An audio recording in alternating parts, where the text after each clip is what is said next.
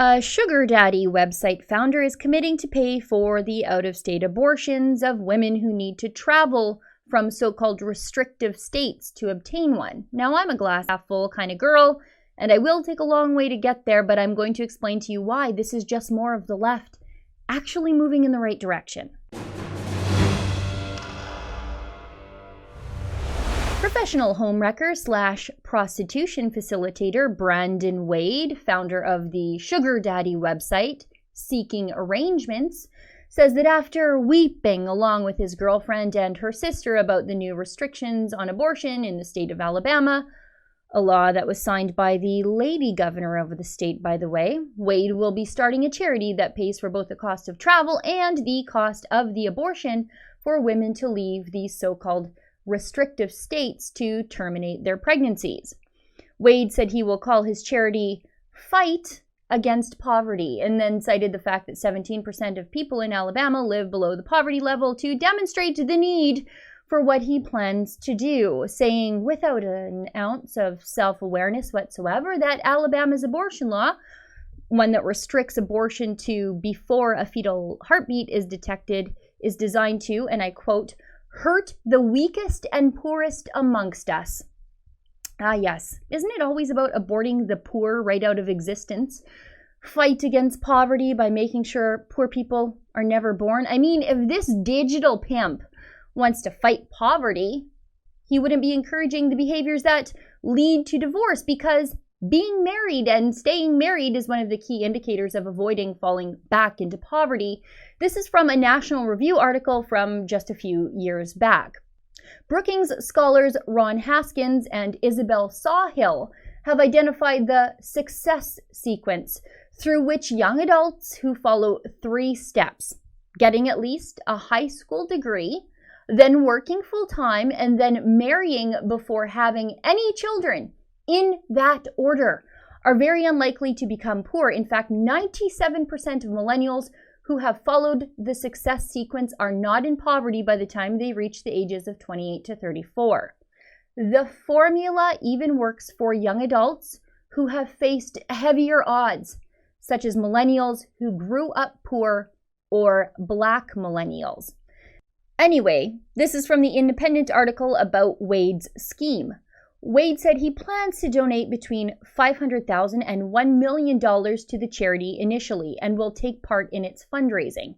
He said the charity ties with Seeking Arrangements' goal of letting people make their own choices and improve their lives. Seeking Arrangements connects sugar babies to sugar daddies or mamas to find mutually beneficial relationships, according to its site, and has 10 million members. Okay, I'm pretty sure Alabama doesn't need any lectures in morality from the de facto mayor of the online version of Sodom and Gomorrah, a man who made all of his money facilitating human misery and the dissolution of innocent children's families. I guess Wade, though, he isn't playing favorites. He has it out for kids after they're born and now before they're born, too. On my list of people I would consult on moral dilemmas, this guy is somewhere towards the bottom, sort of near Hillary Clinton and Jim Baker. Thanks, though. But in reality, as is becoming increasingly the case these days, this grotesque human being is so deranged by the right, doing so much winning, that he has been driven to our way of thinking. He just doesn't know it yet, or is just a little too frenzied to see it. Not with regard to being pro-life, at least not yet. We might get him eventually, though, if the trend continues. What I mean is in regard to the idea that charity and helping others, if you can call what he's doing that, and that's a hard no from me, but it's better done by the individual than the state. This is what's really happening here. Someone else is stepping up to pay for abortions instead of obligating the unwilling taxpayer to do so. Though not ideal for me as a pro-life woman, this at least seems like a big step in the right direction, albeit taken by a gross person who does gross and immoral things for a living. Pro-lifers have been saying for years, we don't want to pay for abortions. And now this guy is trying to teach us all a lesson by not making us pay for them? He sure showed us, didn't he? This is just as clueless as the feminist left's sex strike idea that was meant to punish pro-lifers and Republicans for stronger laws in some states by promising not to go around engaging in the sorts of casual sex that leads to unwanted pregnancies in the first place. As my mom always says, don't threaten me with a good time.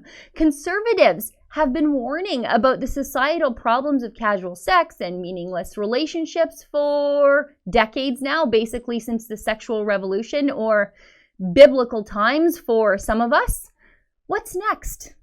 Are these feminist kooks going to try to trick the patriarchy into supporting them for life by getting married young, having a bunch of children together, staying home to raise them, and then staying married till the day they die? That'll sure show us. If the left keeps going like this, it's going to be a very beaver cleaver world out there by 2020. For the Rebel.media, I'm Sheila Gunn Reid.